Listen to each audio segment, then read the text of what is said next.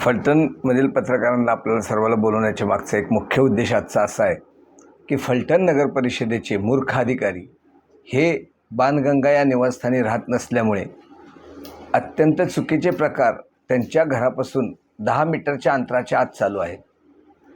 10 मीटरच्या अंतराच्या आत ज्या ठिकाणाहून ह्या संपूर्ण शहराला पिण्याच्या पाण्याचे वितरण केले जाते त्या हौदाच्या खाली असलेल्या नगरपालिकेच्या कार्यालयामध्ये बसून फलटणमधील नगर परिषदेचे काही कर्मचारी हे दारूची पार्टी करत बसतात. दररोज तिथल्या व्यापाऱ्यांना दमदाटी करतात. यामध्ये काल मला ह्याबाबत काही व्यापाऱ्यांनी कल्पना दिल्यानंतर मी स्वतः त्या ठिकाणी गेलो आणि व्हिडिओ शूटिंग काढलं.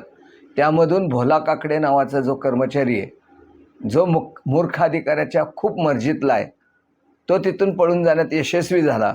त्याच्याबरोबर एक हॉटेल मालक दत्ता यादव म्हणून आहेत, ते खाली गोविंद डेअरीच्या समोर कुठेतरी असतात. हाही तिथं ग्रस्त असतो. जर कर्मचाऱ्यांबरोबर असे काही लोक तिथं जर बसत असतील आणि मला माहिती मिळाली त्यामध्ये काही लोक हे गुन्हेगारी प्रवृत्तीचे तिथं बसतात, अशा परिस्थितीमध्ये जिथून पाणी पुरवठा होतो तिथं जर एखाद्याने नशेत जाऊन त्या पाण्यामध्ये काय टाकलंच तर संपूर्ण शहर धोक्यात येणार आहे. शहर धोक्यात येत असताना ह्याची जबाबदारी ही मूर्ख अधिकाऱ्याचीच आहे. हा मूर्ख अधिकारी बाणगंगा निवासस्थानी राहायला तयार नाही.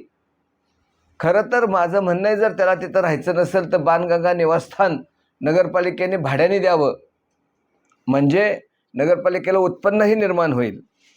याबाबतचा व्हिडिओ मी तुम्हाला दाखवतो, ज्यामध्ये स्पष्टपणे हे दिसून आलेलं आहे. हे दिसतंय बघा, यामध्ये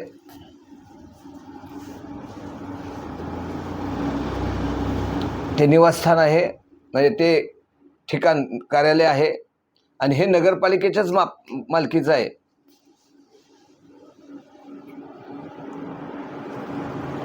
त्यातनं भोला काकडे म्हणून जो खरं तर सफाई कर्मचारी आहे त्याला मुख्याधिकाऱ्याने जाणीवपूर्वक प्रभारी मुकादम नेमलाय आणि त्याच्या हाताखाली फक्त 2 कामगारांना हा मुकादम.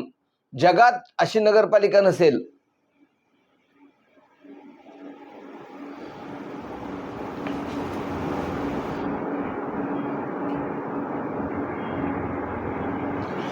जगात पहिली नगरपालिका असेल की जिथं 2 कर्मचाऱ्यांवर 1 मुकादम नेमला जातो, आणि तो पण कोण? तो सफाई कर्मचारी. आणि तो मुकादम का? तर तो फक्त अनुपशाच्या विरोधात तक्रार करायला वापरता यावा म्हणून मुख्याधिकाऱ्यांनी त्याच्यावर ही मेरनजर केली. हा मुख्याधिकारी नाहीच आहे, माफ करा, हा मूर्ख अधिकारी आहे.